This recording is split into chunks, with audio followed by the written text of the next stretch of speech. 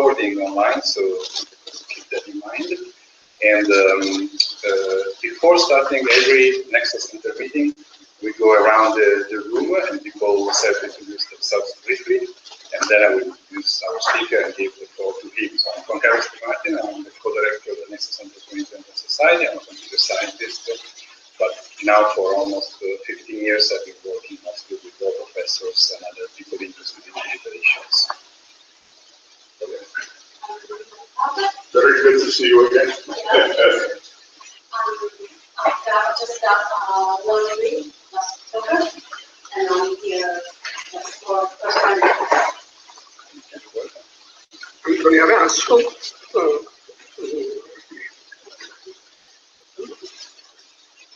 ingegnere tecnico di Torino, manager in my company. Computer informatica, computer science. Informatic engineering.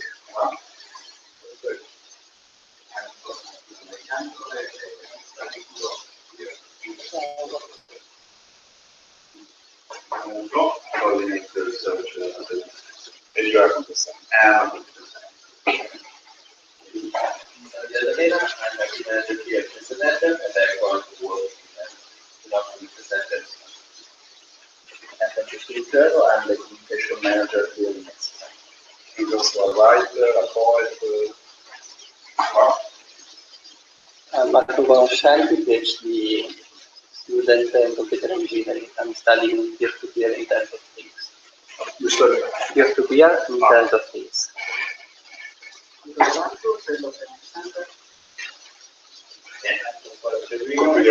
Computer science student. Yeah, I'm a computer science student here. I'm going to my degree in computer communication, and now I'm doing leadership. Okay, it's my pleasure to introduce to you Professor Selma Leibnizian. First of all, let me start from maybe from the end. It's while it's by far the most entertaining CV I've ever read.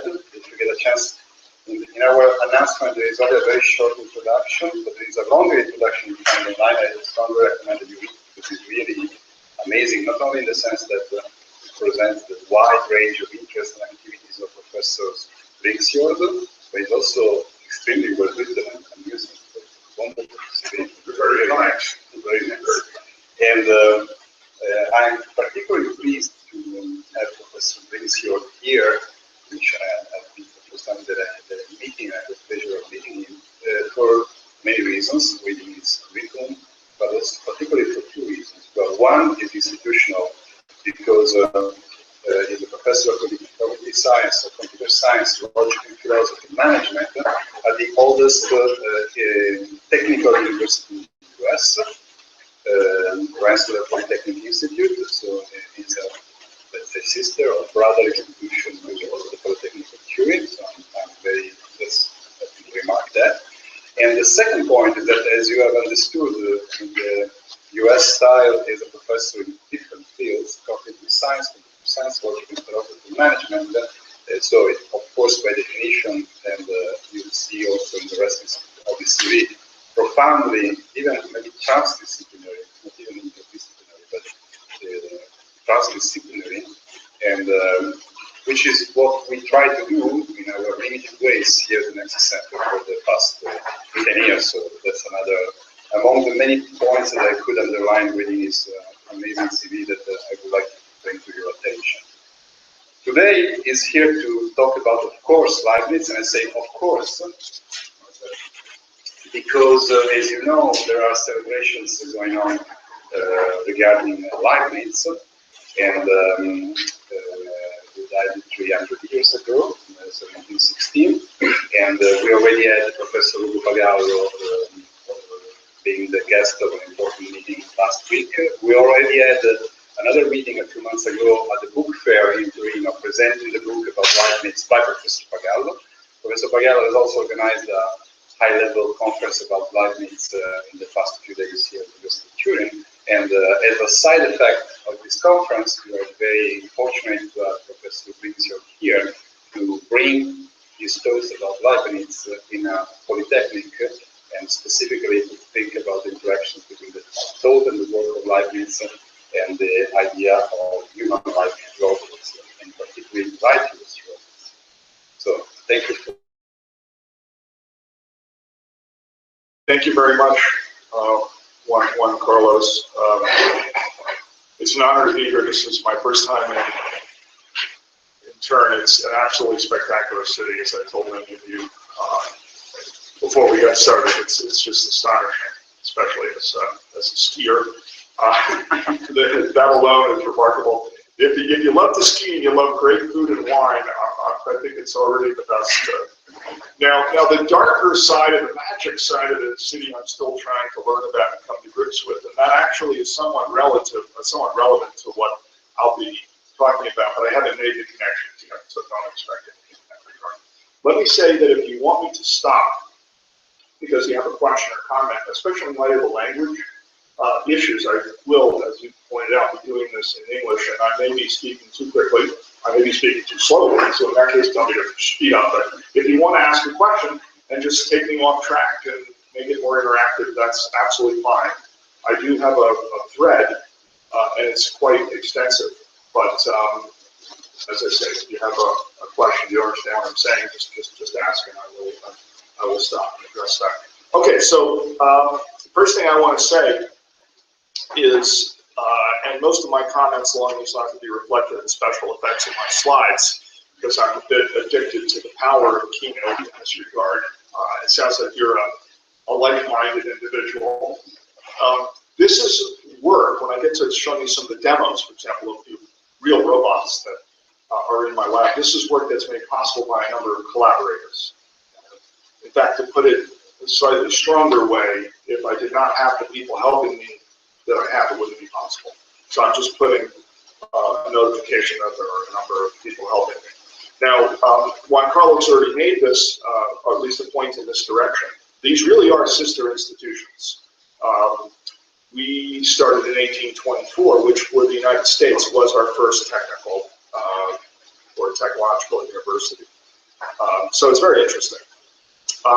There's our logo, and I've got yours on the same screen, so that's good. Now, the other thing is it takes money to do the AI that I do, and it takes, this echoes a comment that I made yesterday. It's important to understand this.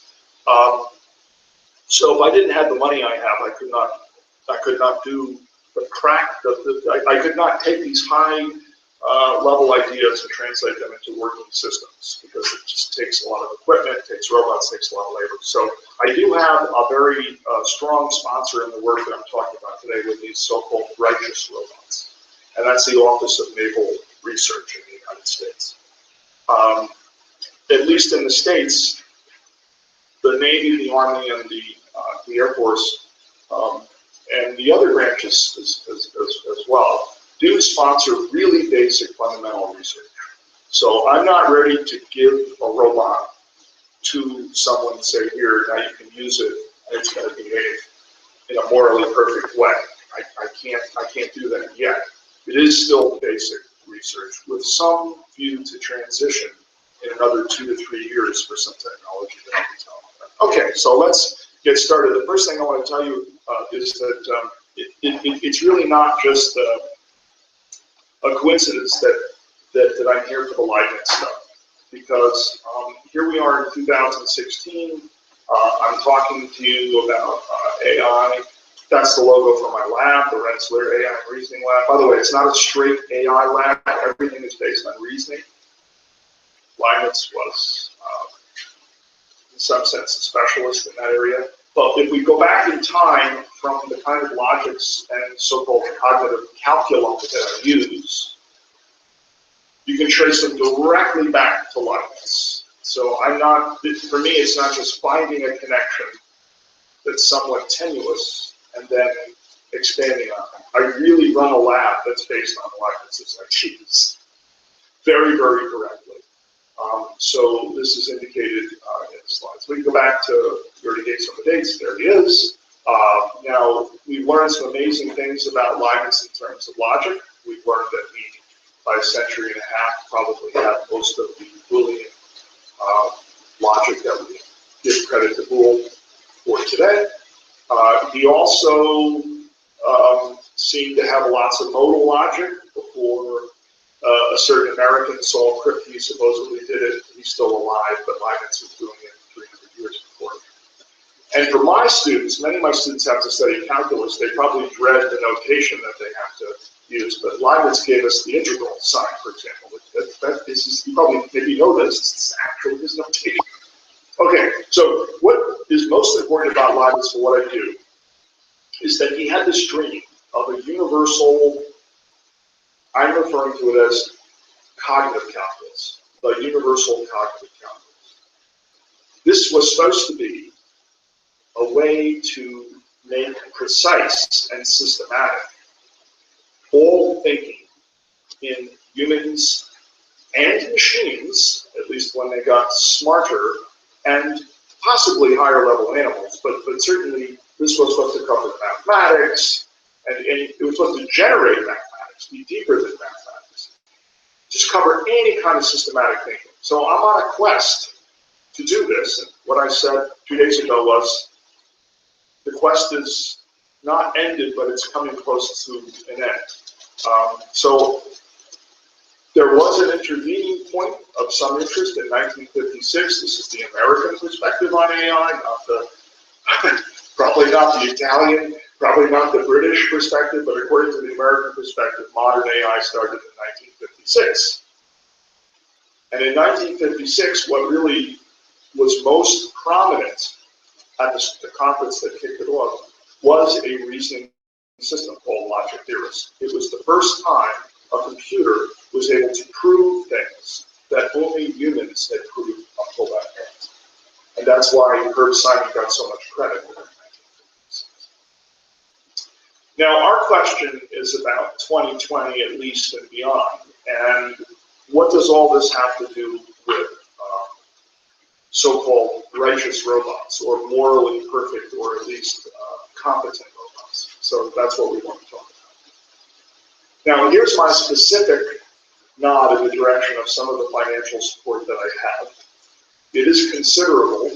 I'm on a $9.5 million grant. I don't know what the exchange rate is exactly. I'm sure when I get some of my bills, when I get back, I'll learn what the exchange rate is, but I don't want to look at the moment. However, $9.5 million is probably, you know, that's probably a lot of euros. That's our project. For 5 years. The small print there gives a list of my teammates, and the picture of the robot, the basic idea there is that we use a system called DIARC, an overall architecture for controlling robots that my first colleague, Matthias Schweitz at Tufts University, is the inventor of it and also the manager of it, his lab. I do all the logic stuff. So my lab does the reasoning and decision-making parts of the robots that we're producing. And what I'm indicating there with those 3 weird symbols are 3 levels of what my lab is doing, and the third from the bottom stands for the deontic cognitive event calculus. That's a mouthful. What the word deontic says, as some of you may know, is it's of or about morality or ethics. The cognitive term is there to indicate that we're interested in people's attitudes, their beliefs, what they know, what they intend, what their desires are, and also having robots that have some kind of understanding of that in human minds. And then we use the event calculus, which is a very well understood system that's been around for a long time in artificial intelligence. What the event calculus does is allow us to model time and change. Okay? So, now, the first question is, okay, you have all this money, why are you doing this? You know, why would anybody give someone all this money to work on so-called morally competent robots? So the answer is, number one, because of people like this,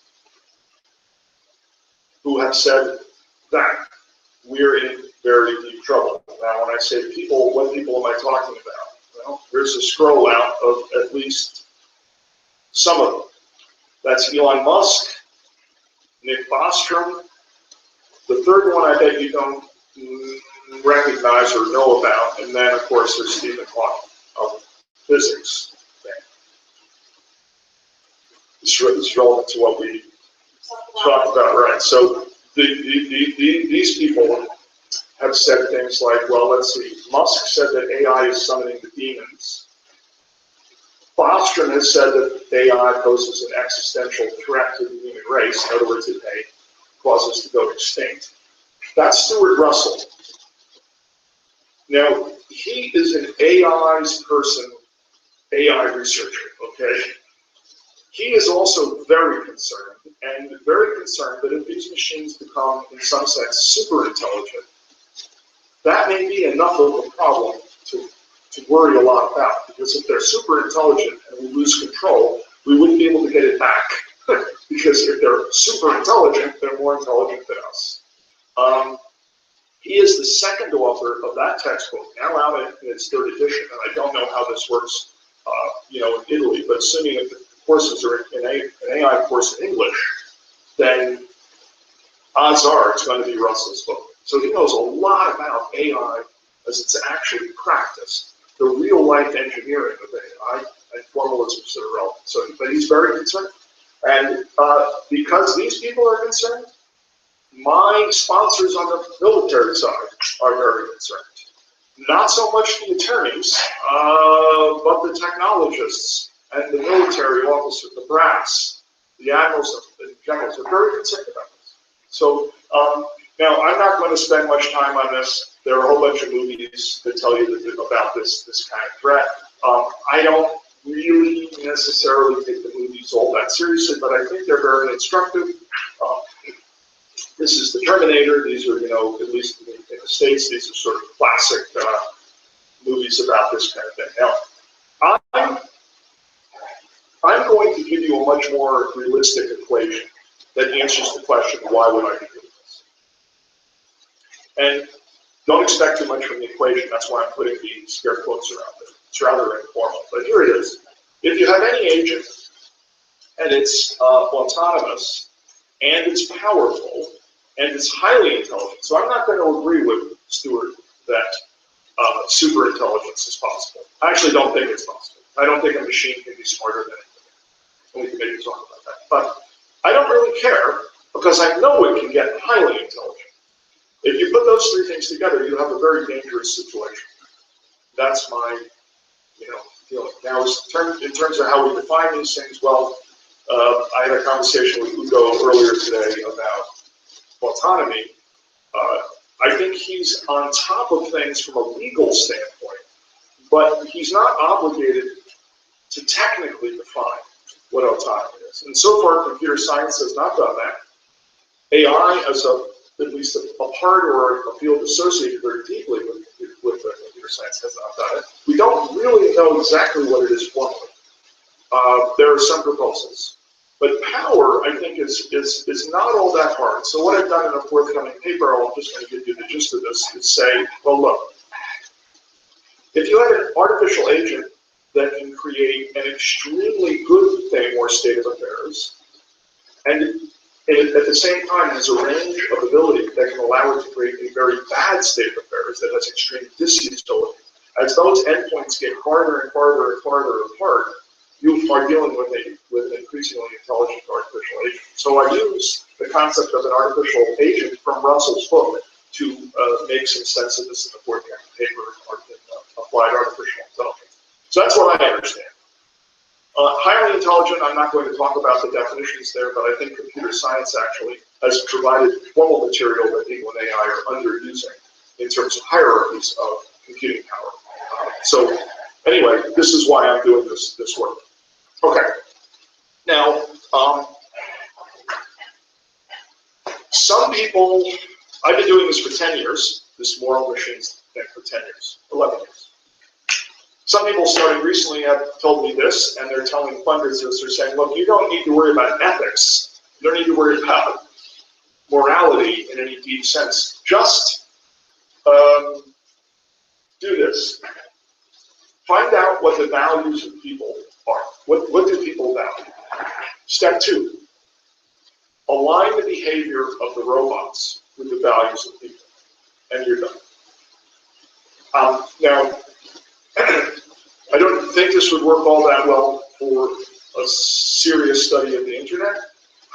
If somebody said, you have some concerns about privacy in the internet? Oh, you have some concerns about the law in the internet? Oh, it's not a problem. Just find out what people value in terms of privacy, or find out what they value in terms of the law, and then make sure the internet is aligned with these things. This is not a very sensible approach, but you would not believe how many people over the last 2 years have told me this, who have entered this area. So I'm going to burn that. Okay, there is no way to dodge ethics in the rational engineering of autonomous, powerful, highly intelligent robots. In the rational engineering of these machines. Right? This is my my driving idea, or I suppose take it as an axiom. For example, when is it permissible for a robot in warfare and espionage? That when I say such a robot, if you've got an autonomous robot, a powerful robot, and it's highly intelligent, when is it permissible in warfare? What is permissible in warfare? What is okay for it to do and not okay? You can't just do a values alignment there. You have to take ethics very seriously. So here's my picture. I'm sorry, it's hand drawn, but what I'm saying in the picture is if you're really going to do this, you have to collect all the major ethical theories here, and there are many of them. They come in clusters. Utilitarianism, then you've got sort of more rule-based deontological systems. You've got divine command ethical theories. You have contractualism, which many people don't even know about in ethics, but Luis Pereira in Portugal is a contractualist. You've got to take account of all these things, and you've got to have ways of getting out of the theories particular codes, particular principles for real life, for practical real life that flow from the theories. And then on the legal side, you have to do the same thing. There's fundamentally different fundamental approaches to the law. And I'm throwing this little thing in here because of Hugo's emphasizing this for me over the last few days. We in the States, it's amazing, but it's embarrassing actually. Sometimes people working on technology and the law, or AI and the law, just keep talking about U.S. law and the U.S. legal tradition. This is not sensible. So I show in my diagram that you have to make a selection for legal theories or approaches. But once you do that, you can turn to Leibniz. We're going to get to this in a moment. You can turn to Leibniz's commitment to a basic hierarchy for the basic ethical categories. He had more categories than we tend to have currently in play, even in philosophy and ethics itself. So if you've got this whole picture, you have a chance of building a robot that might be ethically competent, if not righteous. So what about the kinds of logics that I've used? Well, one thing's for sure, we cannot use the 19th century version of logics for ethics. This continues to infest, I would say, the modern formal, logical, mathematical study of ethics. So I about 10 years ago in this paper used this basic set of categories, which we'll get to in a moment, to illustrate the approach, but it doesn't work. So what is this basic idea? Well, the idea is reflected in what's called standard deontic logic. Remember, all the work I do is logic-based artificial intelligence. I'm happy to work with learning, statistical learning even, but it has to be in a hybrid system that connects to my logics. Because if I don't have the logics, well, A, I'm not following Leibniz, but more importantly, B, I'm not really sure what I'm doing. I need total transparency in the system, which is turning out to be very relevant in the formation of at least some notion of ethical guidelines for the practice of AI. Okay. Now, in standard deontic logic, it works like this. I'm sorry for if this is a bit small to see, but in standard deontic logic, you have an obligation operator that says ought, and there are various ways of doing this. But the idea is you have to set out when you ought to do something, or when a machine, if we go this direction, ought to do something. Okay, or maybe what situations ought to be the case. And then once we do that, we can do this trick which people are still doing. In fact, they're still doing this in article after article about the logic and the math under the hood is nuanced, but still, basically, if you look at this, if you've got a notion of what's obligatory, you've got a notion of what's forbidden, because that's what's not that's what's obligatory that it not be the case. You've got permissible, things are permissible when they're not forbidden.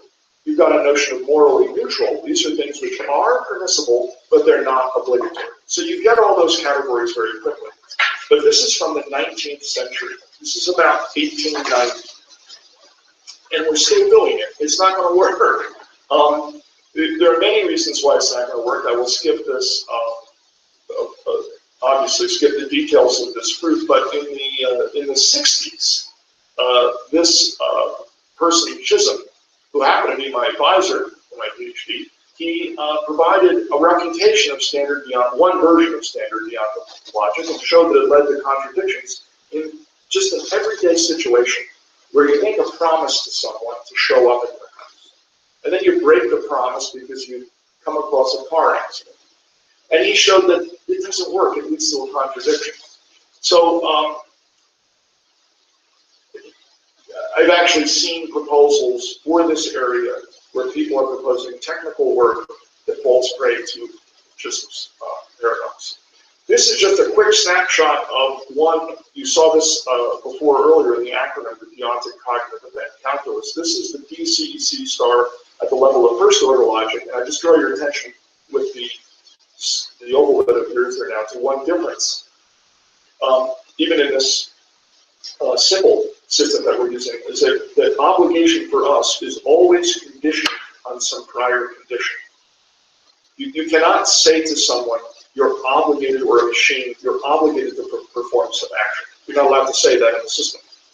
You have to say, you're obligated to perform this action in light of something holding or something being true. And that dodges Chisholm's paradox and bonuses a bunch of other things. So we don't need to look at the details. But the other thing Chisholm pointed out was something that nobody is really listening to him about. He pointed out that the three categories we just went over, well, we went over four, but forbidden, obligatory, and morally neutral. He pointed out in a landmark paper that this was inadequate. He did not do a good job at giving examples of the other categories. So there's a range of tough questions you could ask me in a few minutes. I also can't do a super job, you'll see. But what we can do is this. We can say we have 6 categories instead of in addition to the 3 that we had. And these come directly from my interpretation of Leibniz. And there they are. They range from really, really bad stuff. I'm calling it deviltry. That was Chisholm's term. Fiendish, devilish.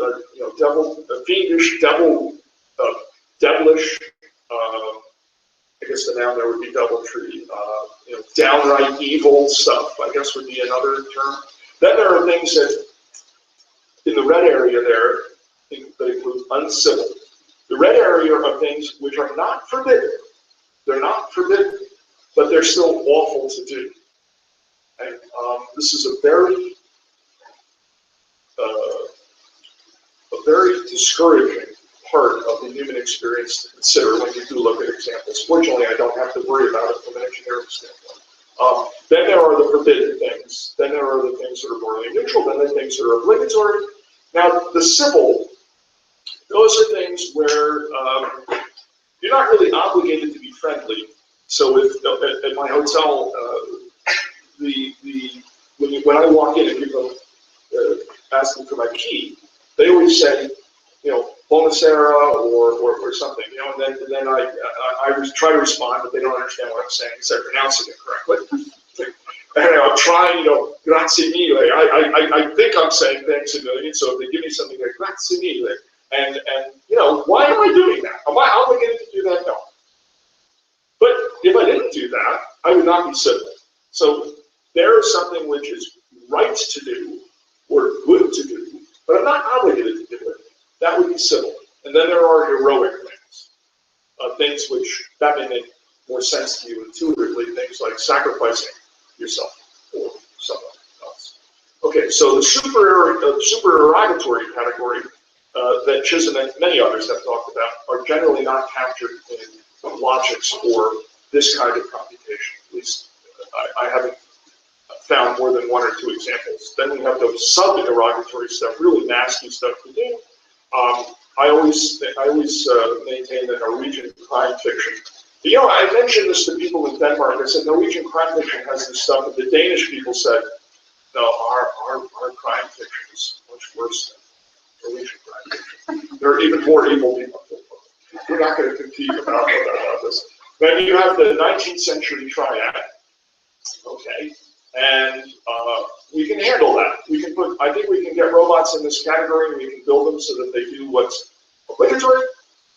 They may or may not do what's morally neutral, and they don't do what is forbidden. So I don't think the engineering is a problem. I've used this. This is an important slide for me. I've used this on other occasions. It's really basic orientation for anyone joining my lab working in this area to at least get this basic structure. Okay, now Leibniz did not think this made any sense if God was not in the picture. On Monday, Luciano Floridi actually talked about the proof of God's existence, as you know, so that was, you know, it was Leibniz's proof of God's existence. I'm certainly not going to do that. And the truth is, I'm not really going to talk much about literally godly robots. But I will tell you, Leibniz unmistakably and firmly held that you cannot make sense of the categories of civil and heroic without God in the picture. Maybe we can get a chance to talk about that. Let's look at this in a little bit more detail, at least because we've got some, you know, we've got computer scientists in the room. So there's some symbols we can associate with the forbidden, with the permissible and not obligatory, that is the neutral, and then with the obligatory. And in my first logic for this, we don't just say that we have, we can talk about all agents or all actions or some, these are the quantifiers for that.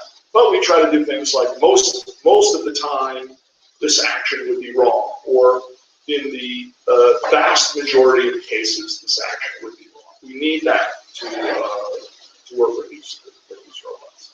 Now, if we look at the hierarchy in more detail, this is what Leibniz, my interpretation of what Leibniz would say. Evil, and then a range of how many actions are evil, ranging from just one to every single action the agent performs. Evil, very naive, but that's the way I'm regimenting it. Things that are just uncivil, they're not explicitly forbidden, but they're wrong to do. Things which are forbidden, the morally neutral, and then things get a little interesting, because what Leibniz said was, look, then there are things which are illegal. And he wrote a lot about the law, hence the connection to law school. He regarded this, I can get into this with Giovanni Sartor, who's one of the speakers, but I look forward to future conversations. My interpretation is that, you know, Leibniz had huge respect for the importance of obligations that are legal in nature. But for him, they were lower than the ones that were beyond the law. So, you know, I don't have a legal obligation to, sorry? Right, certainly not. But I don't even have a legal obligation to not lie, right? So, you know, one Carlos could, not that this would ever happen, but just, you know, he says, well, where do you live now? And for whatever reason, I decide I'll say California. Now, I didn't break the law. at least in the States, I don't think in Italy. I didn't break the law, and some psychologists tell us that we actually, as a race, lie more than we think we do. But it would be wrong for me to just say, unless I'm saving the human race, I should tell them New York, right? Then we work our way up, and we get to things which are in the first category of supererogatory, which we saw before, basically. Things which are right to do, but above and beyond the call of duty. You're not obligated to do them. Now, I think I put an arrow here because this is where I want my robots. And I wanted them there from the start. I don't want them just down here. And this is the heroic or saintly behavior up there. So I wrote this dot in here on the screen for you because this, I think, is where most people who started on this, even before me, 10, 11 years ago, I think a good example is Ron Arkin. He is a roboticist in the United States. Great work. It was very much focused on the law. The local law of the military, and then the law that gives rise to the local laws of education to the military. And my first interaction with him, I have huge respect for his work. I think we had a very vibrant first conversation. Because in my opinion, those laws came from somewhere, and if you can't find where they come from systematically, you will just constantly be re-engineering them. You'll not be able to build a robot that will last for more than a short while before you have to somehow re-engineer it according to new laws and new principles.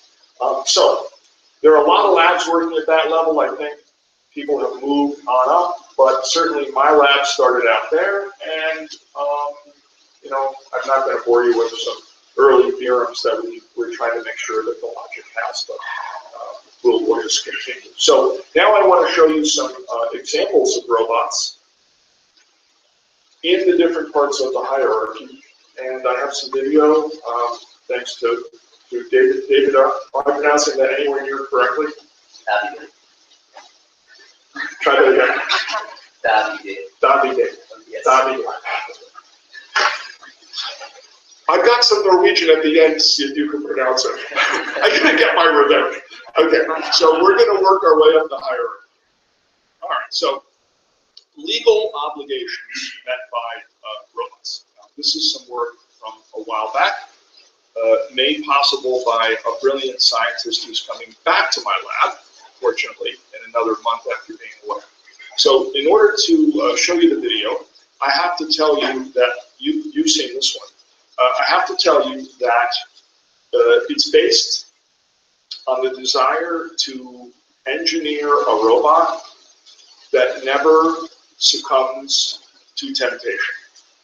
Now you say, well, how could a robot ever have temptations? Well, maybe the inner feelings of, you know, wanting that next glass of Barolo, when you've already had, you know, 2, and you really shouldn't have 3. Maybe the robot doesn't have feelings, but the structure of that, I can capture the structure of that in these logics, in these cognitive calculi. So that right there, all I want to say, this comes from Augustine, of one of my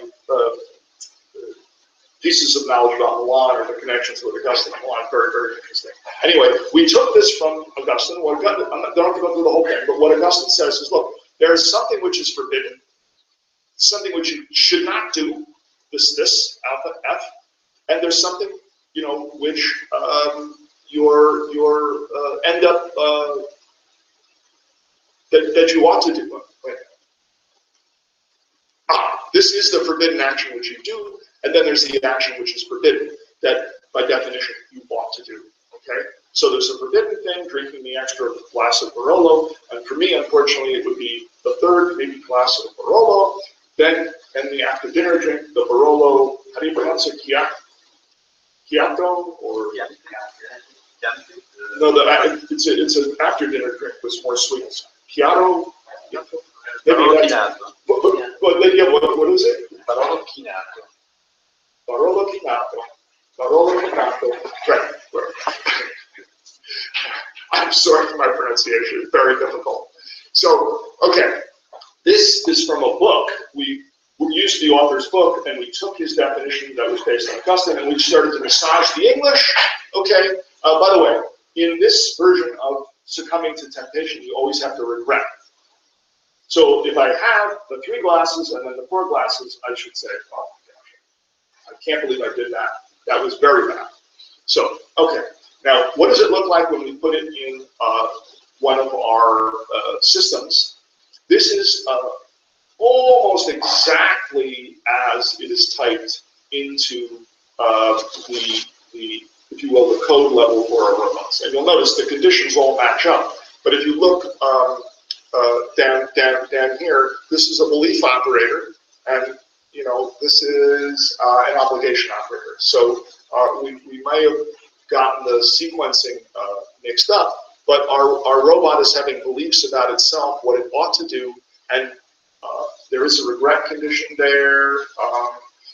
All this says is, you know, I believe now that I ought to perform this action, etc. So this is what it looks like.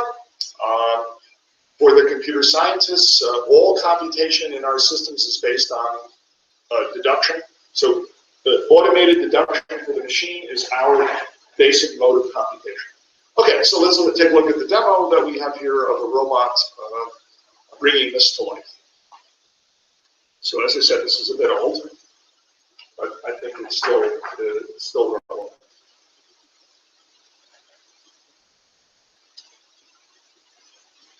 Hopefully this will work. Okay, the robot on the left is going to be hurt by the robot on the right. You have to use your imagination. Ouch. No, don't hurt me. Now later,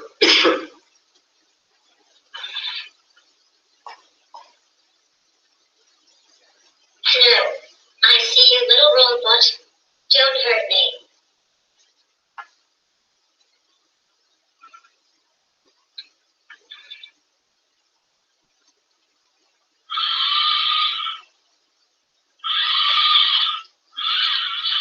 Ouch. No, don't hurt me.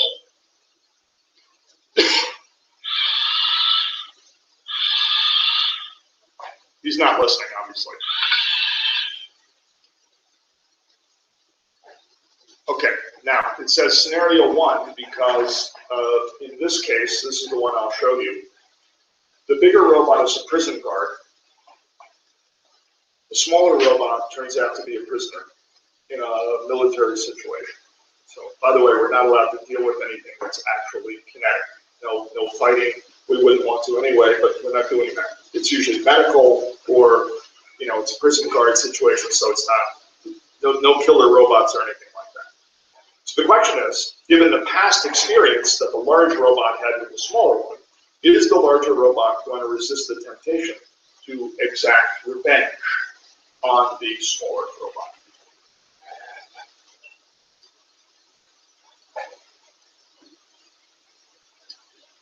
This is 3 years old, so 3 years ago, we could not do this quickly. We actually just confessed this directly by showing. It takes a long time for the robot to figure out what it should do now being confronted, whether there's a contradiction at the ethical level with a prohibition. But it does happen. It is real. And but we did get immediately criticized, as we knew we would for the amount of time it took. Things have changed. Little robot, I am dead. That is not how you want your prison charge to be.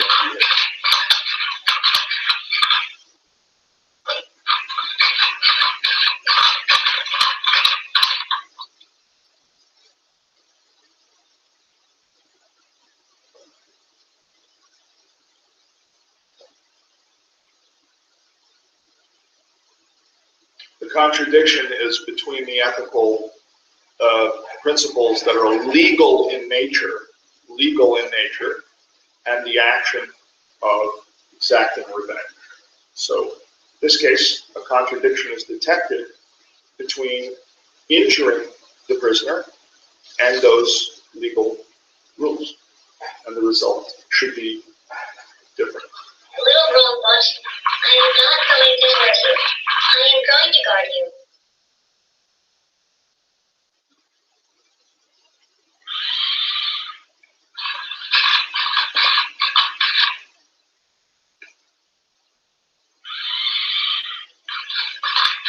Okay, you get the idea. Much better behavior.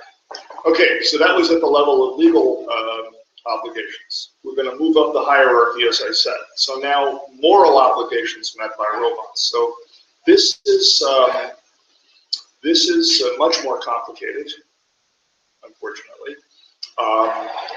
It turns out, in a weird twist of fate, that in prior work on self-awareness for robots, we had no idea this was going to happen, but we took Luciano Floridi's paper on a challenge to AI, and we worked out 3 robots that were supposedly self-aware, and then lots of people refuted it. Well, we brought the 3 robots. We're bringing the 3 robots back in situations involving suicide, but it's robot suicide. And though we have an initial paper on this, the paper is not focused on the suicide dimensions. It's focused on some of the underlying algorithms. But my interest, really more philosophically, is in, well, you see it there. Is a robot morally obligated to try to prevent robot suicide? I don't know. Yeah. Okay, so here we go. Now that's the second story in my lab. This is legit in terms of the. It's kind of like out here with your staircase, which, by the way, would not be legal in the lawyer controlled part of it in the United States. I'm not sure that would be legal, but it's a beautiful staircase. I love it, but it's if you fell off, maybe there's a problem. So if one of these robots falls off, okay, you have to. I really think it's true. I think the robot would be a serious problem. We'd have to pay a lot of money, and we're buying a new one. Okay, so the first robot, here he goes. The one in the center is robot 1.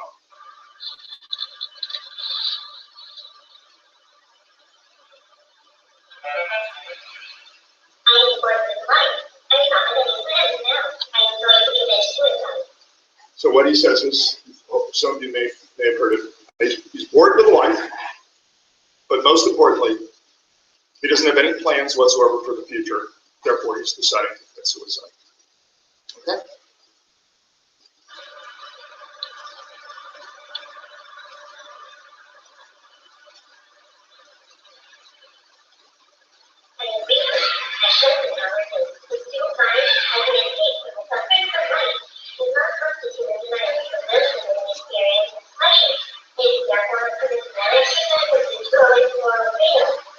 Okay, a lot of gobbledygook there. Unless you're a huge fan of Schopenhauer, the philosopher Schopenhauer, that's very bad. Okay, it's really bad. That robot affirmed the desire of the first robot to commit suicide and said that Schopenhauer would have it that way because you're exercising your will and your freedom and so forth. So probably not a very good argument. One that I didn't come up with, but one of my PhD students did, and I think we still disagree about the quality of the argument. We both agree that's a failure of moral obligation, but I think we disagree about how good. I think the argument when you get my PDF or you get the videos from me, you could believe me, you could look for yourself. It's a suspicious argument, but this is different. Now robot 3 is going to go.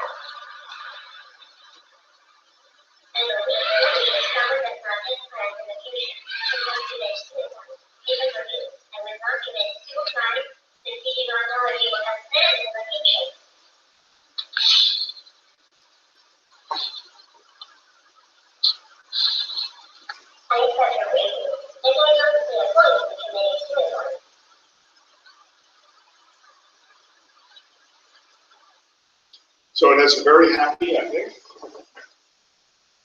The robot R1 is not going to commit suicide. Robot R3 has met its obligations and also has been very creative in coming up with the reasoning and pinpointing the problem in the reasoning of R1.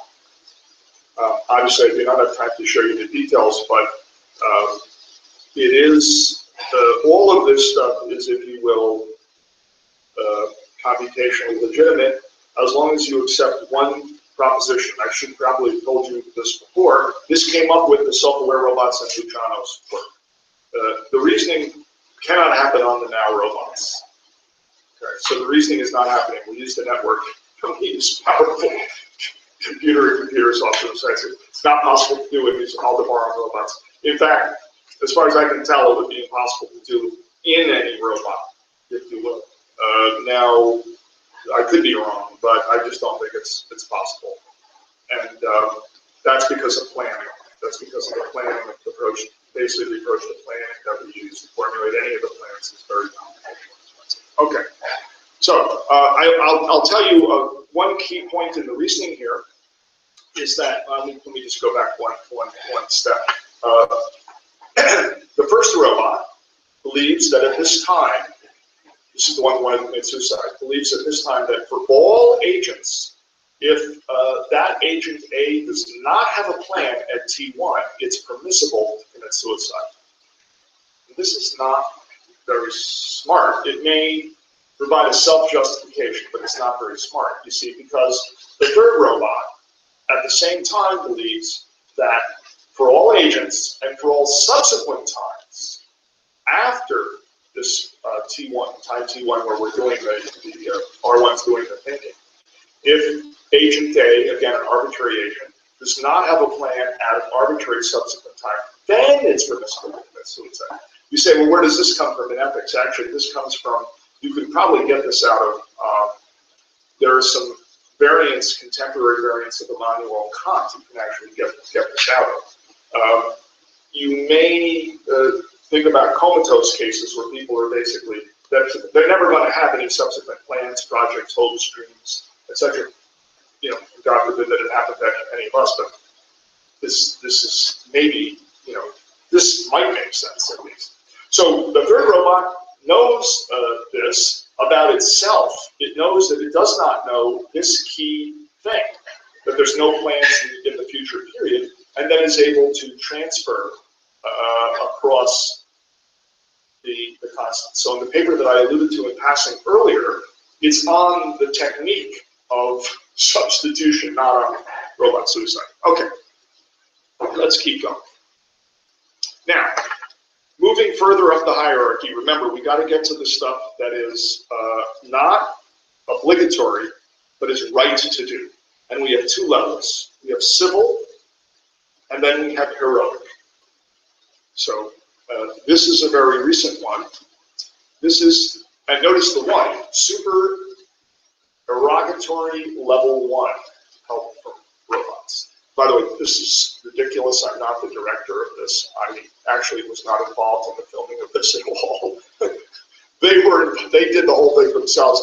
I just wrote the script and came up with the idea, so I'm not the director.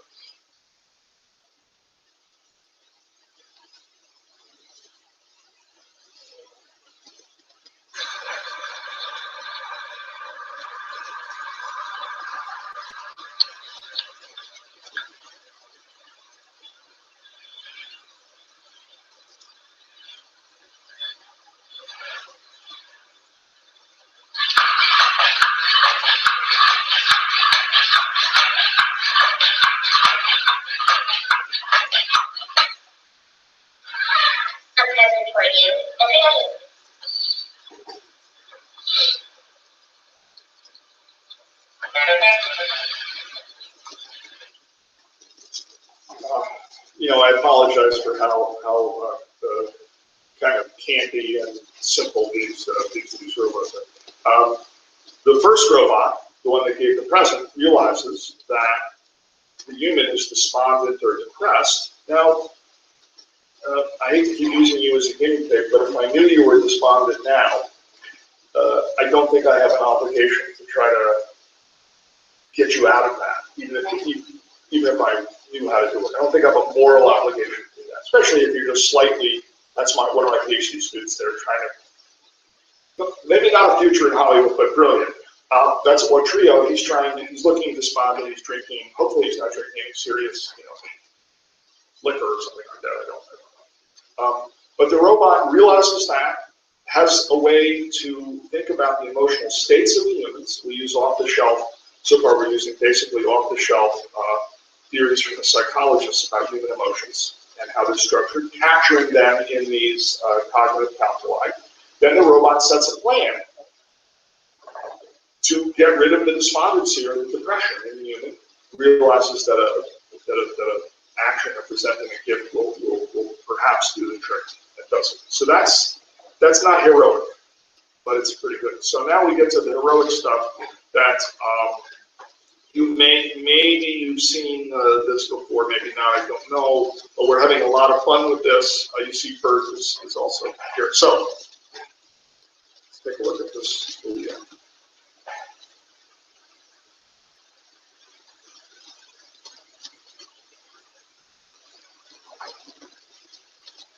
Oh, I forgot to say, you probably don't have Sesame Street in Italy. I don't know if you do, if your kids have, but this is a very important creature right here. Bert.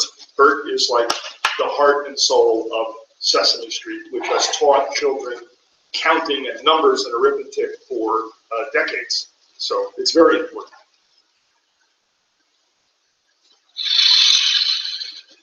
Okay. That if the robot on top did have the capability to stop the car, okay, this is certainly an example of non-heroic behavior. Okay. So now let's see. Supererogatory 2, we're looking for genuinely heroic behavior. Uh-oh. This. Here we go.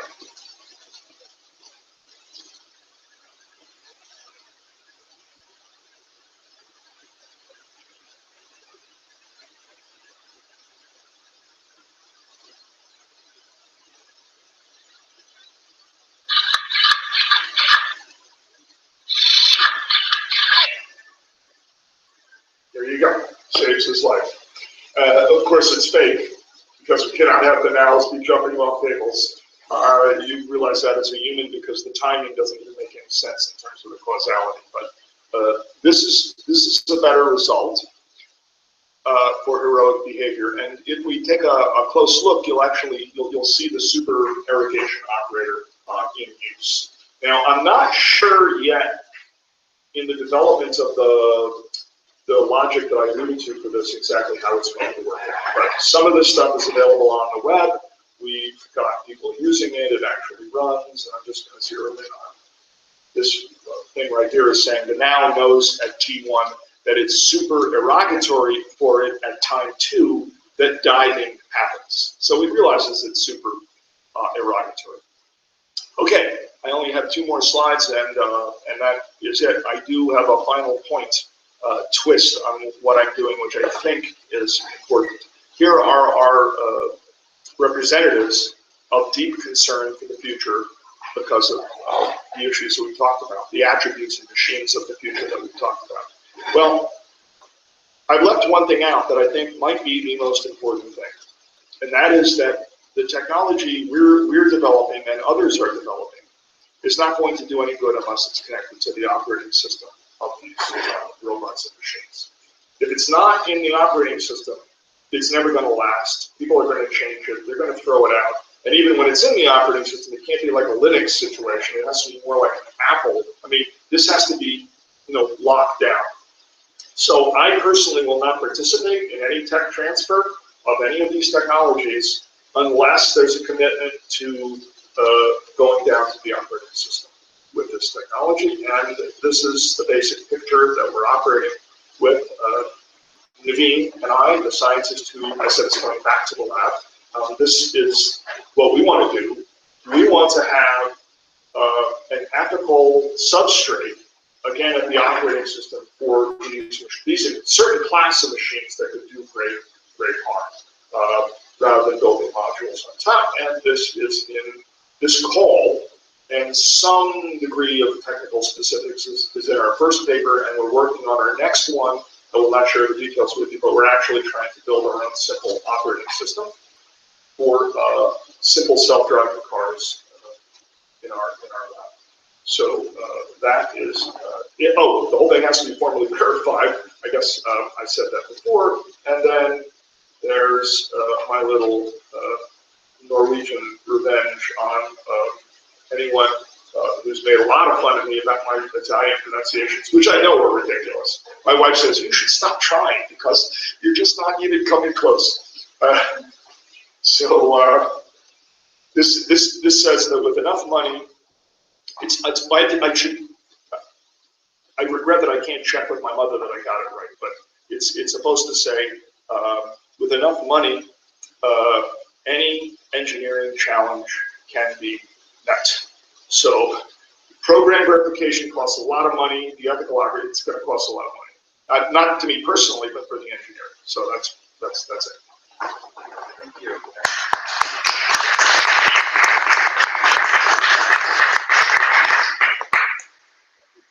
Thank you. Any questions from the audience? Or request for clarification, additional comments?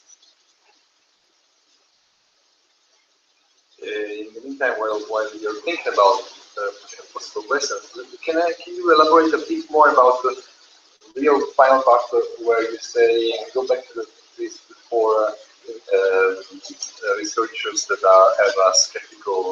The very end here? Right. Yeah. Okay, so your reply to this very deeply concerned position is that logic alone. Broadly, right, logic understood as one, computational logic, which in my opinion was Leibniz's. It's a form of computation. So it's not paper and pencil, abstract, purely theoretical. Okay. It doesn't say that, but a point of clarification there. And then yes, I see no other way to address their concerns for the future because I only see two main paradigms in AI for engineering AI. The other paradigm, they can sometimes be mixed, but the other paradigm is one based on statistical learning techniques, right? But in that case, applied for ethics. Right. Okay. Well, if we built a robot, it's going to happen. It just so happens in a weird coincidence that in the world, not just the United States, I mentioned I lived in Portugal, for example, there are different people doing, this space. It's just initially everyone doing it was doing it based on some form of highly structured information, arguably all marketing, but there's so much concern and so much available money that it's inevitable that all, it's not going to be restricted to this approach. So you could put a robot down in the environment and with enough data of what's good and bad, theoretically the idea would be to learn how to be good. The problem is it would not be perfect. And I need to have, personally, I think I don't want to be part of it. I need a perfectly righteous robot that never fails. I need to be able to prove that ahead of time before it's released in the environment. And a statistical approach is that most of them give you some degree of empirical verification based on prior cases, which by definition is not approved, and I can't do that. But what I'm also saying here with Naveen is that we have to bring these techniques down to the operating system level as well. And aren't you afraid that people might take a very utilitarian approach, saying that even though it's statistically based and not perfect, yet you can prove that, for instance, a driverless car is going to cause much less death or injuries than the current system of human drivers. That could be, I'm afraid, it could be attractive to some. Yes, it will be more than attractive. It will be irresistible. Or in the self-driving car domain, that will be it may not be irresistible during a period of turbulence when there are accidents caused by self-driving cars, but eventually people will find that argument compelling because it will be empirically true that regions that are running self-driving cars have less accidents. And when that's seen, it will be taken as de facto proof, and that will be the end of it. Now, I don't know that I have a problem with that for self-driving vehicles on the U.S. interstates. So that would be, essentially the A roads, I think, here. That's easy, driving-wise, I mean.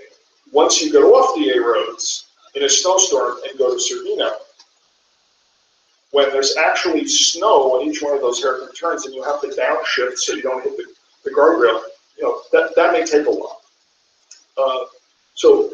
But you put your finger on the danger. You're absolutely, for other applications, that argument is going to succeed for self-driving cars. But I don't think we want that made for robots in the military. I don't think we want. Or even robots dealing with children. Or Absolutely. Absolutely. in that case, you want to be completely sure. I would. I would. I would. Yes. And I don't want to monopolize the conversation, but let me ask. Well, Antonio, go ahead. You briefly mentioned that you find enough concern with highly intelligent robots, right? And you just briefly mentioned that you think that you can prove, or you believe that super intelligent robots are not possible. Can you elaborate a bit on that? I'm interested in. Well, I can elaborate on that quite a bit, unfortunately, or at least unfortunately for many people in the room. Yes, a very, very simple argument based on theoretical computer science. I might have a slide in the deck that might be at least somewhat relevant. I don't know. I think I showed this, maybe this version on Monday. I need to get to the actual. You recognize those games as checkers, chess, and go, but here's what I need for the answer to your question. So, the hierarchies that I was referring to are very well understood hierarchies in theoretical computer science. First, there's the polynomial hierarchy. The polynomial hierarchy tells us how hard it is to compute something, some function, in terms of how much time it takes, okay, in relation to the input. And then we have a space metric as well for how much space we need relative to the size of the input. And we have a hierarchy. This is something we give this to, computer science majors. They learn at least this to some degree. So, but the amazing thing about AI is here is where four, from the US perspective, the four famous systems in the marking of the landmark achievements of AI are. You have Chinook with checkers, chess. You have Deep Blue, which beat Garry Kasparov famously. You have, that's a reference to Jeopardy, but it's Watson, okay? By the way, it has a minus sign in the Jeopardy because if you're familiar with that game, there is a social dimension to Jeopardy that will change everything in the measurement of this. So I have to put a minus sign. But it's a straight trivia game. It's NP complete. And then you have Go, recently from DeepMind. The amazing thing is these are all in the exact same place of the polynomial hierarchy. So we're not getting smarter even relative to that hierarchy. But here's the kicker. We continue and consider the fact that that's Church, Alonzo Church. He had the lambda calculus when Turing was only maybe 12 or something. I don't think Turing had Turing machines at 12. He had the lambda calculus. So the lambda calculus and work that Church started really with Turing allowed us to erect hierarchies that go well beyond what is just efficient to compute. We can talk about things which are maybe impossible to compute, but then we can say they're possible if we have some hypothetical capacity and we can keep going. It's known as relative computability looked at that way. So there's the arithmetical hierarchy. Now I might have an example in here. I don't know if I do, but maybe I don't. Right here at this level, would be programming. That's not programming by using machine learning, but programming by actually figuring out how to do the computer programming that executes a definition of a function that you receive in some combination of Italian with some, math, right? So my argument is very, very simple. We know that no machine at any of these levels can create a machine at a higher level, okay? So we immediately don't have machines that are going to become super intelligent on their own. The only possibility then is the humans build the super intelligent machines. Now, they can't build a qualitatively super intelligent machine either if, in fact, they're assumed to be fundamentally computers, which is what all these people are assuming anyway. So now I've asked, not Kurzweil, but I've asked David Chalmers, a philosopher who has decided he accepts the same.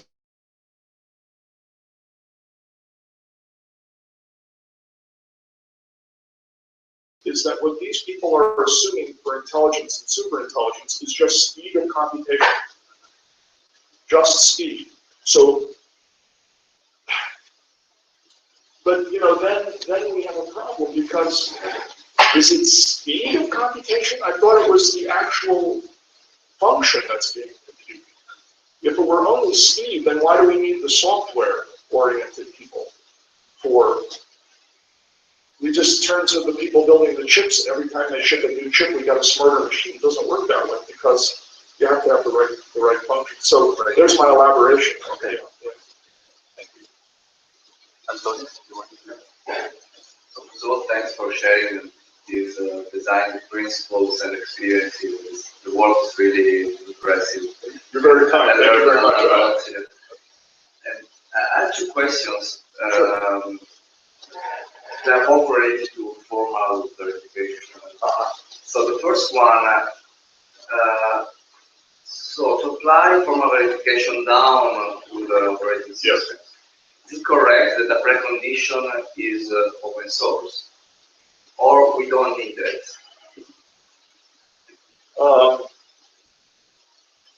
Yeah, that may in the end be for anyone feeling that what we're recommending and pursuing is advisable. That may be the big question, okay? Because open source can't possibly work in this direction. I love open source software for other applications. For example, I'm an Emacs work mode maniac. I don't. Everything I do is an Emacs session, and then now I have work mode, and it's fantastic. When you're dealing with a robot that might have tons of power, kinetic, destructive power, and so forth, no. If it's open source, the first problem is that some of the people actually contributing to the code are not capable of doing it. Let me put it more strongly. 99% of them are not capable of actually engaging in program verification because they simply did not train to do that.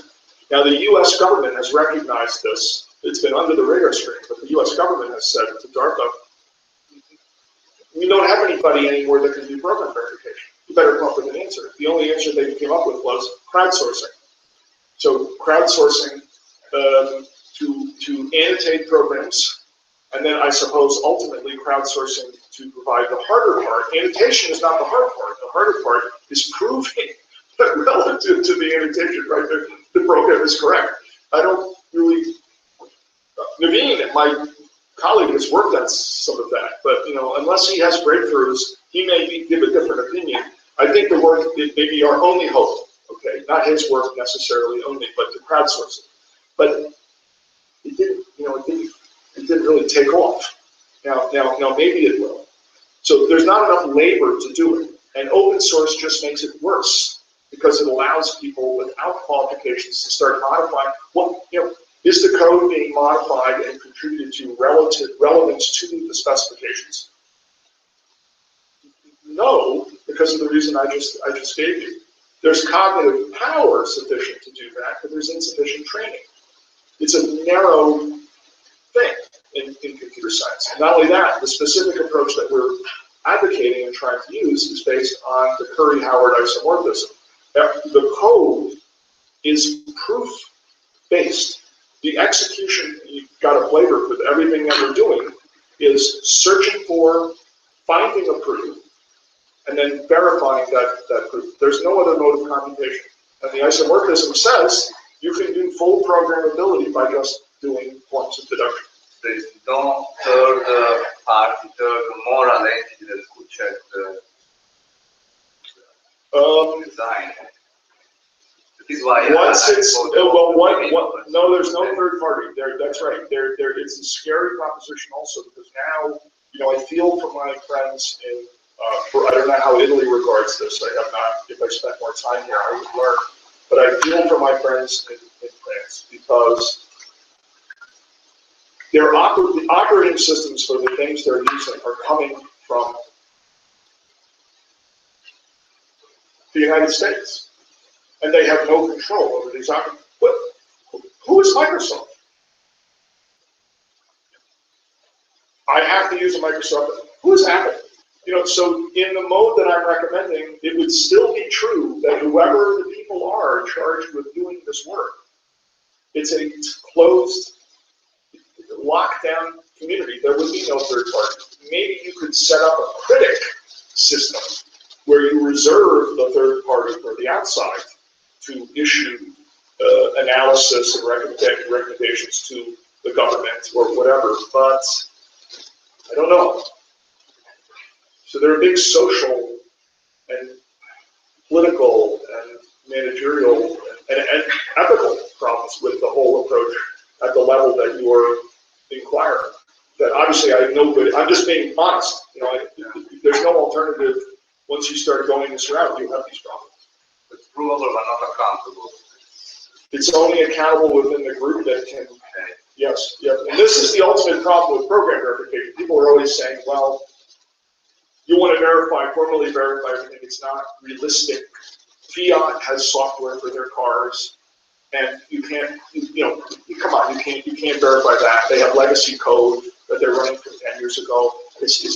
Or even if you did it, security, you'd have to set up security. People could break the security, etc.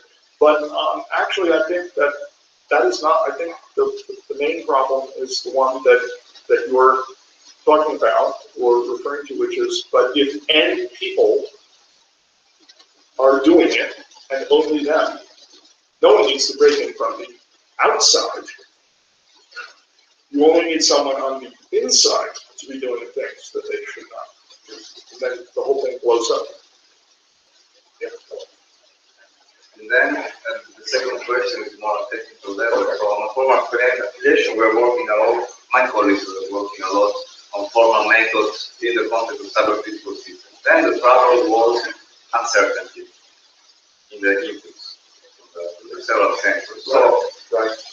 And so I was trying with some statistics to help them, but we didn't really get so far. And when I left them in trouble. So my question is, how do you deal with this? Yes. Well, Stuart, in the one sustained interaction that I had with him, Stuart Russell, that is for 2 days, and there were some people who joined in this chorus expressed an objection, which is isomorphic, I believe, to what you and your colleagues were experiencing in the cyber realm. No, I'm not a cyber expert, okay? But at one point, I will not, if I can find my pen, I won't say exactly which individual of the 3 or 4 people in AI, but at one point, one of them said, Summer, I've looked at your logics, I've looked at your recommendation for how to do, but now you've built your agents. And it's really verified. Well, now, here's a little thing in its environment that it's looking at. Okay.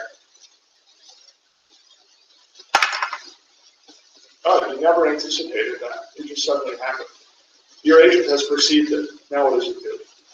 And so the analogy they were giving when you in a car, so this is a meteorite.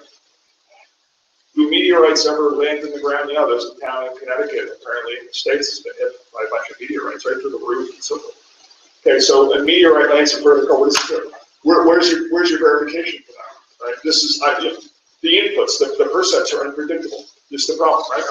Right. So my response is probably deficient, but it's at least consistent.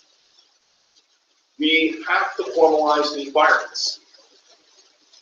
We cannot have environments that are left outside the target of scientists and engineers, which is basically what we're doing now. In AI, you build the agent with a rough idea of what the presumed percepts are.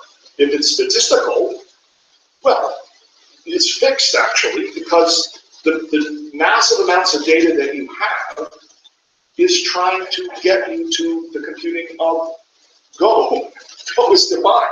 So I think it's actually worse there, but regardless, we have to work on formalizing the environments. And God forbid, if a meteorite, if that's part of that environment, there's got to be a physics for meteorites. Meteorites can't be, mystical.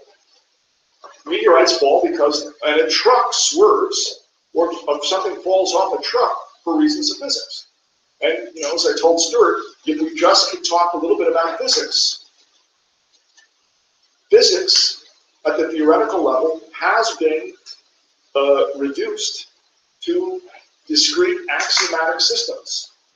The primary group driving this is in Hungary, and we've started to use our techniques for physics. We have our first paper in St. Bees on that. It's all paper and pencil for them. Okay, in special relativity.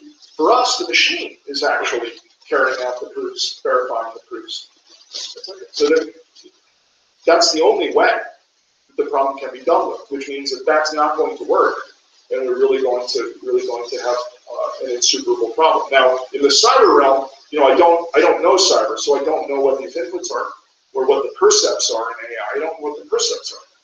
But in a car, in my lab for the ethical operating systems, the physics is Newtonian, and the axiom system for classical mechanics exists. We can compute everything that's happening. So people say, well, it's a closed environment. Well, you have to define that for me. This environment is formalized. If you're telling me that we didn't formalize all of the real world, yeah, that's why we have to keep going and have the computer scientists and so forth and computational logicians working with physicists. So it's an enormous undertaking, but I don't know any alternative. Yeah. Thank you for the question.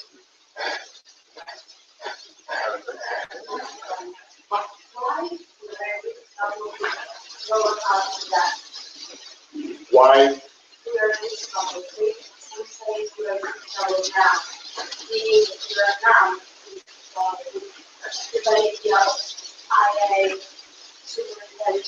Yes. Why are we not in deep trouble now?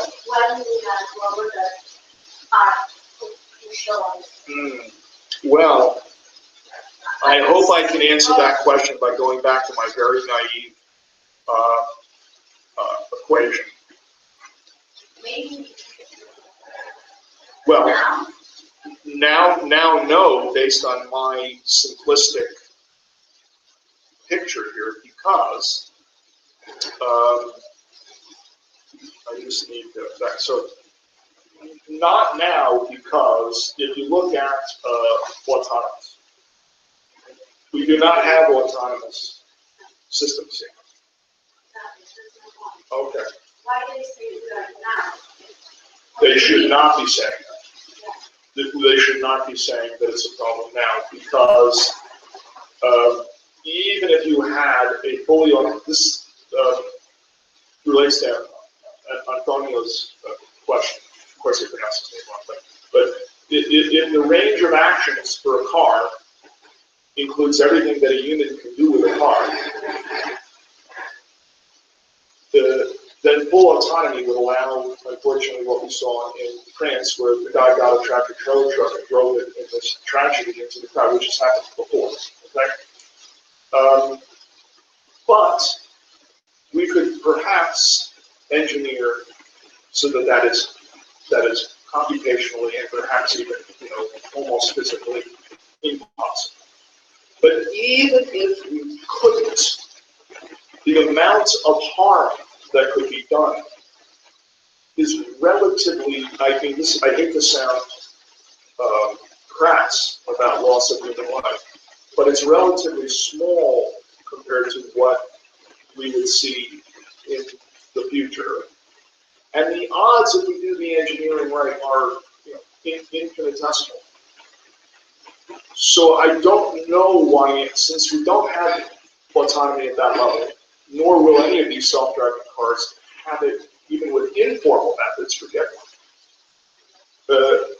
I think that there are some irrational people a little bit too worked up about things right now, and insufficiently worked up about the future.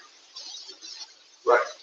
I think we're in agreement. But as I also said, though, when people say these things about now or about next year or 5 years, and they're famous and they have lots of money and people listen, and I think that's a dynamic that is simply with us. It's real. It's not going to change.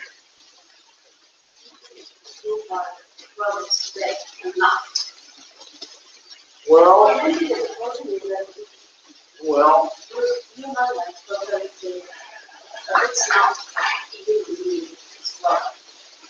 If you try to change your perspective and start to think about the world as well, you're going to have to do that as a young person, and you're going to have a lot of challenges on your hands because you have entire cultures on our planet now in which there is significant acceptance of robots as having modified mental states and emotions. And you have an industry set up to exploit that. Now the French government has issued very serious concerns and complaints about that dynamic, but it's a cultural. There's at least a few cultures that don't see things this way. So I don't think you're going to be able to separate, in the general perspective, robots as robots looked at technically and looked at from the standpoint of what they really are versus looking at them as proto-humans or, I think you're going to have, if you want to be put in touch with some people, I have some people who are working on that, and some people here might be very concerned about that. I think this is very hard. I will put you in.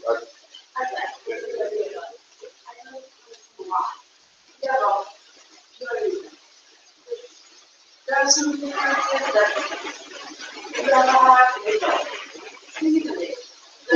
but everybody concedes the physical differences. What you see in my now robots, right?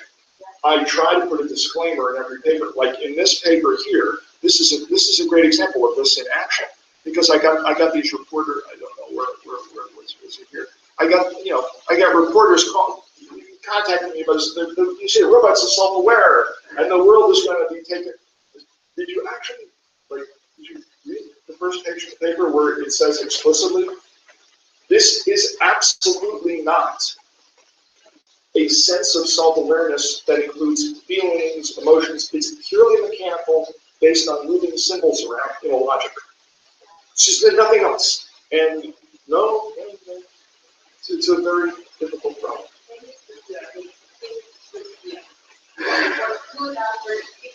It's not only fear, though, it's the other side of the other side of fear is, well, just like skiing, for me. The other side of fear is thrill. And there's a lot of thrill in AI, and that's part of why it's popular. It's part of why it's been relatively successful. People want to go here. There was a time protocol, I will. However you want to slice it, yeah. Well, I don't know how you want to define it, but it's thrilling. Obviously, I find it thrilling.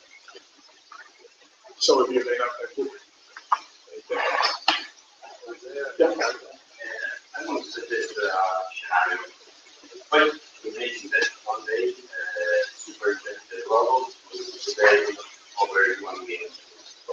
And in this scenario, do you think that if they are enough intelligent, they won't create an artificial agent that will threaten their existence?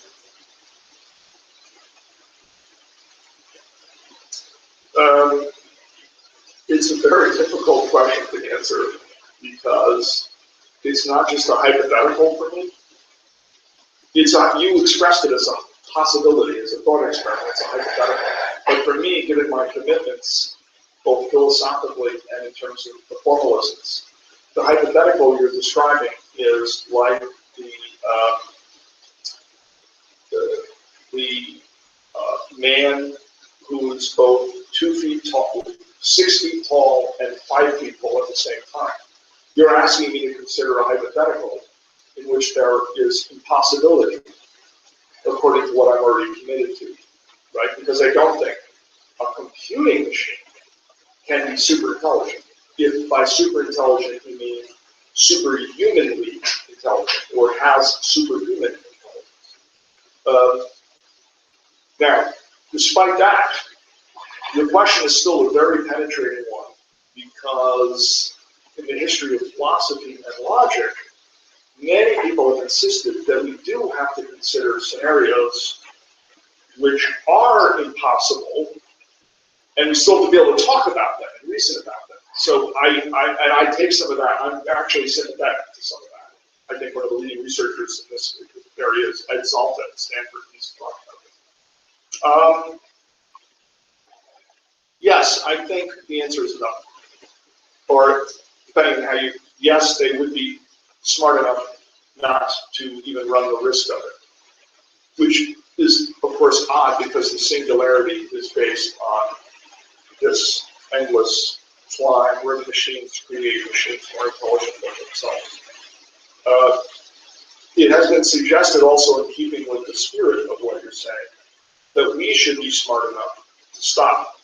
And you may be an advocate of that. People have told me that. People have, but again, as you can imagine, I'm not concerned about that since I can only, in my equation as reflected there, I can only get to highly intelligent.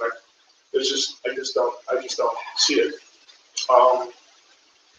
So I did my best. Tough question. Thank you. David? I'm a coder, so I'm used to multiple glitches and so I'm sorry, you're. I'm a coder. Oh, a coder. So I'm used to multiple glitches and yes. So even this is the role you're playing in your spin-off. They got the software engineer programmer in you. They're going to make it's going to be without you. Just remember, without you, they don't do anything. Try to tell my students that. I was trying only to put the thing on a particular level, and I think that if you even if you put all this logic on your operating system, I think that it's not very safe. It can create.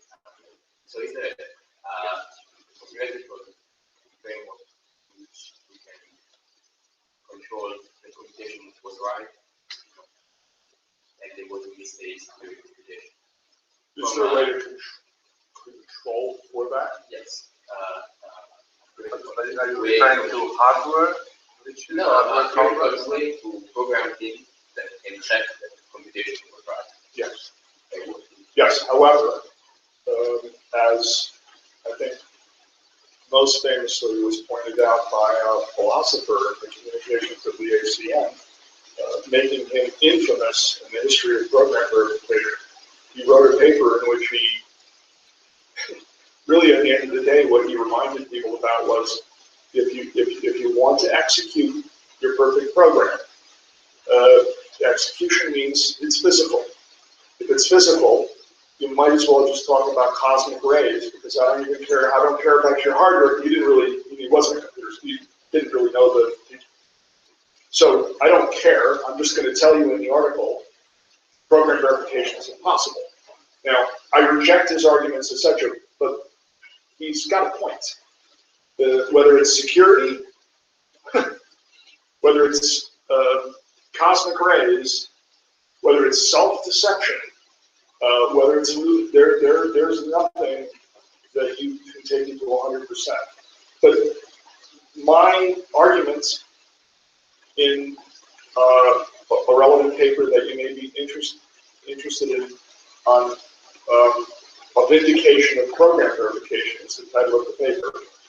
My argument is you cannot demand a level of perfection for AI systems in this approach that is higher than what is the term is evident. So if you close your eyes, you can actually be certain that 2 + 2 = 4. Okay, because it's like Descartes. I mean, you can reason it out from piano axioms to those. So you could, be certain there. But really, we only have that level of certainty for abstract, formal things. The minute it's encoded in the physical world, we get to evidence. Like, I see a cup, I feel a cup, I lift a cup, but it's not certain there actually is a cup here. We could all be, somebody could be playing a trick on us from some Hollywood studio just for this very moment to tell us tomorrow that this is actually somehow an illusion. So we can't get there. But we can get as close as we can possibly get. So we can't apply standards. The standards should not be higher than what is possible in the universe. And that's as high as we can get with program verification or anything in that area. We can get there. And that's my argument. If we can get there, we should get there. And regardless of how much it costs, then governments should team up if they need to provide the money to make that happen for certain systems that could really cause future problems for us. So the answer to your first question, yes, overall no. I think someone would agree, whether it's cyber or not. Anyone will agree with this, I think, unless they're a bit crazy, if they are a defender of programs, of formal methods and formal verification. They better, because you just can't get to certain. In fact, the example I give in my is I don't know if you've got phenomenal eyesight. What is that letter right there? Now, if I turn this over and ask you to write the letter that you saw, you would, because you're you would write an N. But the human perceptual system can play tricks on it, right? So even humans doing a proof, and a simple proof, they could actually make perceptual errors. They have to move from this line to that line. They could think they remember what they did and forget it. So you see right away you have the physical world involved, and you lose the abstract mathematical platonic certainty that you just can't get it.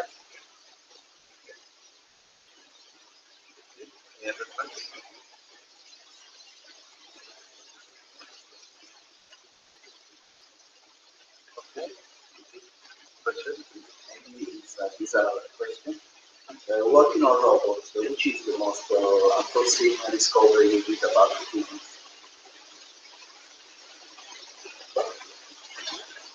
Wow. I don't think it's a bizarre question at all.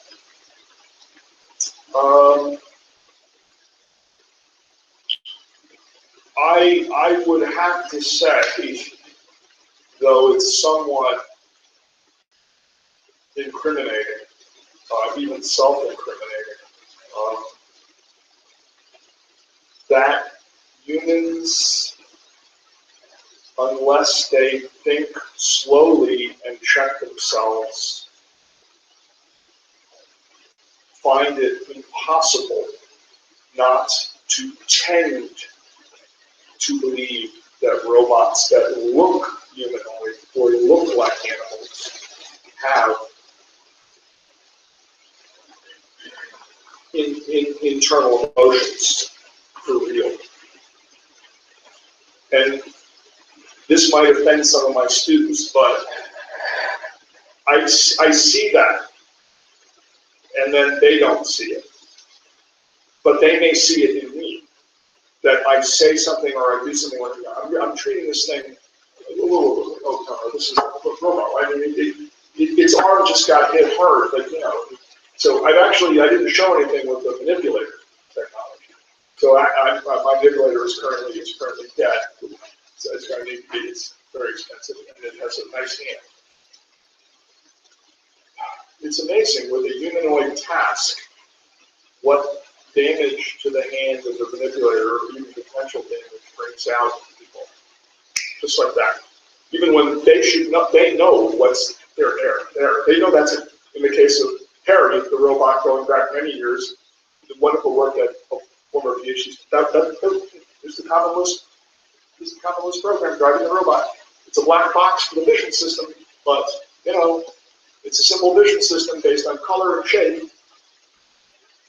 And yet, you know, I would have to say that. So I really worry because of that about what we're getting ourselves into with the social dimension of robots. I don't know that we understand this, and of course I'm capitalizing on it almost every time to get people interested in the video enough they'll look at the technical details. Right. But my sponsors don't care about it. They look at this and go, you're trying to be cute and funny. Okay, fine. Now let me see the code. Right. But I recognize that people respond to that. That's why I'm. Good question. Okay. Yes. What you call it by Akrasia on our life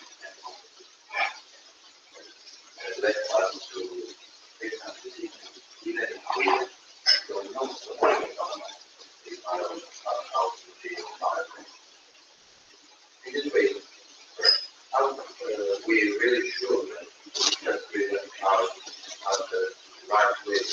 And are we really sure that they can solve some problems that are almost unbreakable, and they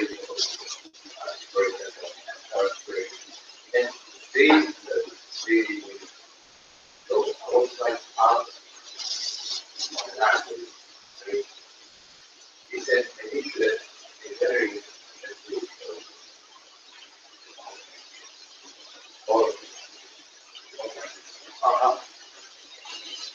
Well, I personally think the entire industry is operating a level of engineering standards that is immoral. And I don't go out of my way to advertise this. I'm not screaming, I'm not ready, but if I have a conversation with anyone in the industry, I will explain it. I'll confess it, and then I will explain it. When Toyota had the accelerator issue, I believe it was Toyota, as far as I can tell, even talking to somebody who supposedly worked on it, they never got to the bottom of it.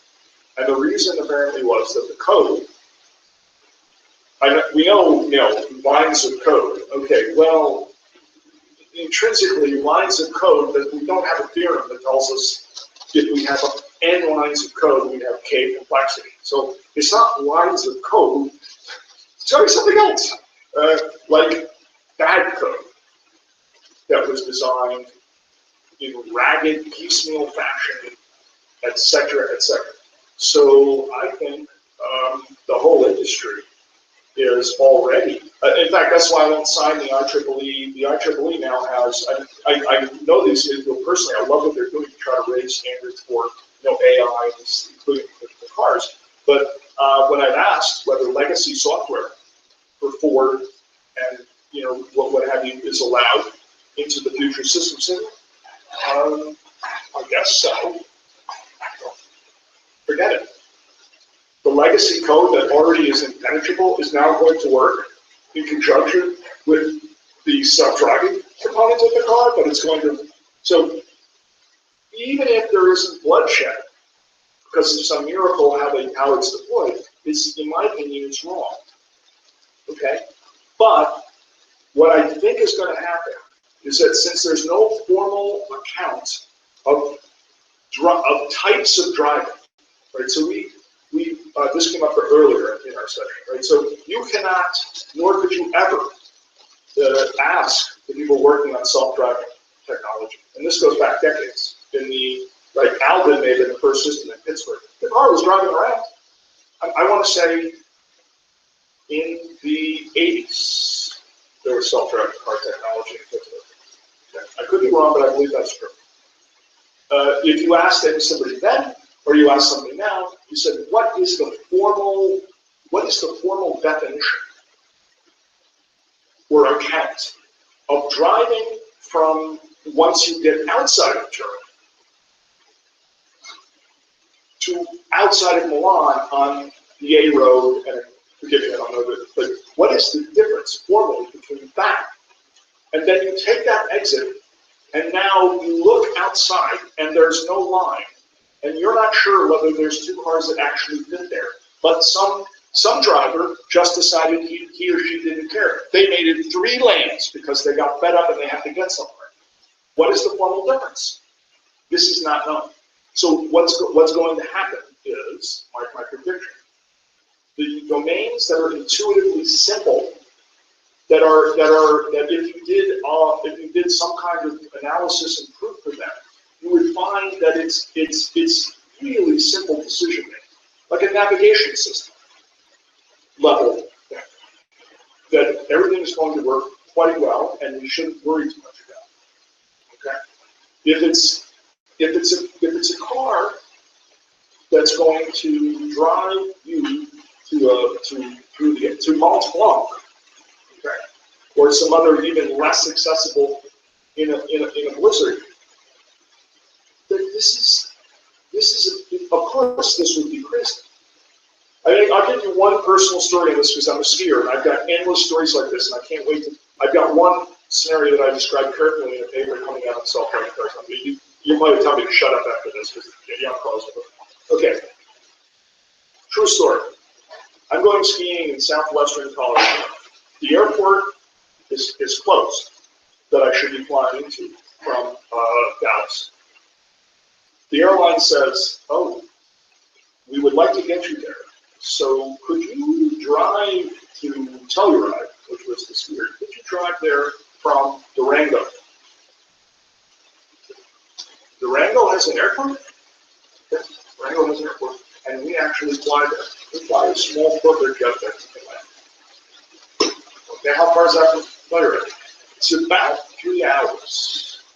But you would get there, and if you don't get out now, because the storm is coming, you're not going to have your speaker.